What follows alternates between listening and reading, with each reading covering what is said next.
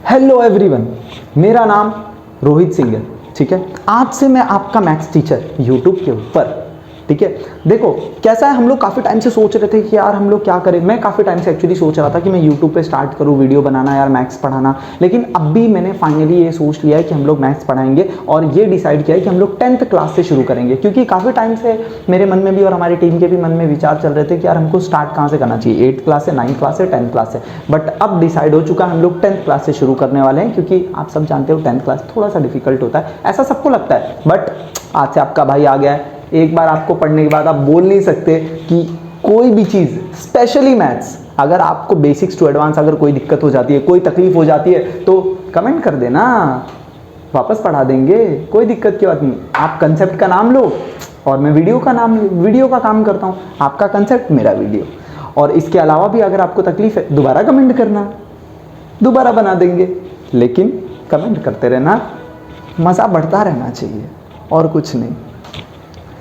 तो अभी से हम लोग शुरू करते हैं लीनियर इक्वेशन इन 2 वेरिएबल। पूरे बेसिक से चिंता मत करना, इतनी बात की मैं आपको गारंटी देता हूँ बेटा। देखो, वारंटी नहीं, गारंटी देता हूँ। अगर आपको किसी भी स्पेशली मैथ्स में यार अगर आपका बेसिक्स तकलीफ है, आप बेसिक्स टू एडवांस देखो, मेरा लेक्चर देखो, आप मेरे को फिर उसके बाद बोलना कि सर मज़ा नहीं आया या फिर समझ में नहीं आया। यार मतलब ऐसा कोई चीज़ नहीं छोड़ूंगा मैं जो आपको नहीं समझ में आए। ऐसी कोई टॉपिक नहीं होगी जिसका मैंने बेसिक टू एडवांस आपको बताया नहीं हो। मैथ्स में अगर आपको मेरे रहते हुए अगर आपको तकलीफ हो गया तो यार मतलब फिर मज़ा नहीं आएगा, मेरे को ही नहीं मज़ा आएगा पढ़ाने में। मैं पढ़ा रहा हूँ तो मतलब सबको समझ में आना चाहिए। तो अभी से हम लोग स्टार्ट करेंगे लीनियर इक्वेशन इन 2 वेरिएबल, पूरा बेसिक से। ठीक है, तो अभी हम लोग बेसिक्स पढ़ने वाले, बस अभी वीडियो स्टार्ट करते हैं। सबसे पहले चैप्टर का नाम देखते हैं। चैप्टर का नाम क्या है? तो चैप्टर का नाम है लीनियर इक्वेशन इन 2 वेरिएबल। तो सबसे पहले हम लोग ये समझते हैं कि इक्वेशन क्या होता है और वेरिएबल क्या होता है। तो इक्वेशन को समझने के लिए सबसे पहले अगर हम लोग को समझना है कि इक्वेशन क्या होता है, तो उसके लिए हम लोग को कुछ चीज़ें समझनी पड़ेगी। सबसे पहले क्या समझना पड़ेगा कि कांस्टेंट क्या होता है। अगर हमको इक्वेशन समझना है तो हमको ये समझना पड़ेगा कांस्टेंट क्या होता है, और ये समझना पड़ेगा वेरिएबल क्या होता है। ठीक है, तो स्टार्ट करते हैं कांस्टेंट से। तो कांस्टेंट मतलब क्या? जैसे अब देखो, कांस्टेंट नॉर्मली हम लोग कांस्टेंट को बोलते हैं 1 2 3 4 5 6 डॉट डॉट डॉट, ऐसे बढ़ता रहता है, इन्फिनिटी। मतलब जो नंबर्स होते हैं हम उसको कांस्टेंट बोलते हैं। अब नंबर्स को कांस्टेंट क्यों बोलते हैं, अब पहले इसको थोड़ा सा समझ लेते हैं। देखो, कांस्टेंट मतलब क्या? जो फिक्स रहता है, जो कभी हिलता नहीं है, मतलब जो चेंज नहीं होता है बार बार, हम उसको कांस्टेंट बोलते हैं। ठीक है, तो नंबर अगर मान लो कि मैं आपको बोलूं कि मेरे बैग में से एक पेन लेके आ जाओ, तो आप क्या समझोगे? एक ही समझोगे, एक ही पेन लाना है। ऐसा तो नहीं मैं आपको बोलूंगा कि मेरे बैग में से एक पेन लेके आ जाओ, 3-4 पेन ला दोगे, नहीं।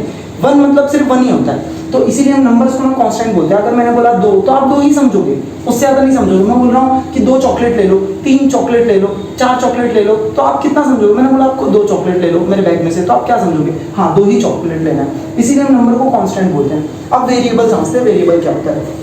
वेरिएबल मतलब A B C D dot dot dot X Y Z।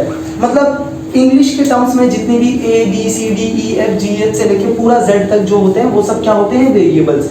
अब ये वेरिएबल्स क्यों होते हैं? देखो, मैथ्स में A B C D को हम वेरिएबल क्यों बोलते हैं, X Y Z को हम वेरिएबल क्यों बोलते हैं, पहले इसको समझ लेते हैं। अगर आप समझने की कोशिश करोगे तो देखो, अगर मान लो, पहले हम कांस्टेंट का एग्जांपल लेते हैं। मान लो कि मैंने बोला कि मेरे बैग में से एक पेन लेके आ जाओ, तो आप कितना पेन लेके आओगे? एक ही पेन लाओगे।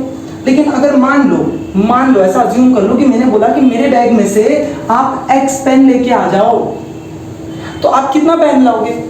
आपको तो पता ही नहीं ना। आप 1 पेन लाओ, 2 पेन लाओ, 3 पेन लाओ, मेरे बैग में बहुत सारे पेन हैं, आपको तो डाउट होगा X मतलब कितना पेन लेके आए, तो ये पता नहीं है हमको। इसीलिए हम मैथ्स में ABCD को हम वेरिएबल्स मानते हैं, क्योंकि वो फिक्स नहीं होते। उसका आंसर निकालना है। अब x हमको पता नहीं, अब मैंने बोला x की जगह पे 2 लिख देना और पेन लेके आ जाओ, तो मतलब आपको पता है x पेन मतलब क्या? 2 पेन। तो आपको मेरे बैग में से 2 पेन लेके आना है। तो वेरिएबल मतलब जो फिक्स नहीं होते, जो चेंज होते रहते हैं। अब वेरिएबल आया कहाँ से? तो सबसे पहले इसको समझ लेते हैं। वेरिएबल जो टर्म है ना, ये टर्म आया है शब्द वेरी से। वेरी मतलब क्या होता है? वेरी का मतलब समझते हैं। वेरी मतलब होता है चेंज, जो चेंज होता रहता है। इसीलिए हम ABCD मतलब इंग्लिश के जो अल्फ़ाबेट्स हैं हम उसको मैथ्स में वेरिएबल मानते हैं। क्यों? क्योंकि वो चेंज होता रहता है, वो बदलता रहता है। अब देखो इतना तो आप समझ गए हो कि कांस्टेंट क्या होता है, वेरिएबल क्या होता है। तो अब हम समझते हैं इक्वेशन क्या होता है। ठीक है, तो इसको मिटाते हैं। अब हम लोग जाते हैं इक्वेशन की तरफ, क्योंकि आपको जब समझना है इक्वेशन तो उसके लिए हमको दो चीज समझनी थी। पहला कांस्टेंट क्या होता है, वेरिएबल क्या होता है। तो मेरे हिसाब से अभी तक क्लियर हो गया होगा क्या होता है कांस्टेंट और क्या होता है वेरिएबल। अब जाते हैं इक्वेशन की तरफ। ठीक है, तो अब हम लोग जाते हैं वेरिएबल की तरफ, इक्वेशन की तरफ। क्या होता है इक्वेशन? तो सबसे पहले देखते हैं कि इक्वेशन क्या है।